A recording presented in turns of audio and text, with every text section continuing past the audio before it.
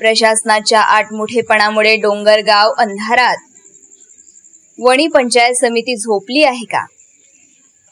एकीकडे डिजिटल इंडियाच्या गप्पा मारल्या जात असताना वणी तालुक्यातील डोंगरगाव मात्र गेल्या अनेक दिवसांपासून अंधारात चाचपडत आहे. येथील बंद असलेल्या स्ट्रीट लाईटमुळे ग्रामस्थांचे जगणे कठीण झाले असून प्रशासन एखाद्या मोठ्या अपघाताची किंवा अनर्थाची वाट पाहत आहे का, असा संतप्त सवाल आता नागरिक विचारत आहे. गावातील पथदिवे बंद असल्याने रात्रीच्या वेळी परिसरात स्मशान शांतता आणि भयावह अंधार असतो. या अंधाराचा फायदा घेऊन एखादी मोठी दुर्घटना घडल्यास त्याला जबाबदार कोण? वारंवार तक्रारी करूनही संबंधित विभागाच्या कानावर जू देखील सरकत नाही. प्रशासनाचा हा हलगर्जीपणा डोंगरवासियांच्या जीवावर बेतणारा ठरत आहे. नागरिकांचा संयम संपला. स्थानिक नागरिक वैभव गजानन पोटवले यांनी थेट गट विकास अधिकारी यांच्या दालनात धडक देऊन लेखी निवेदन सादर केले.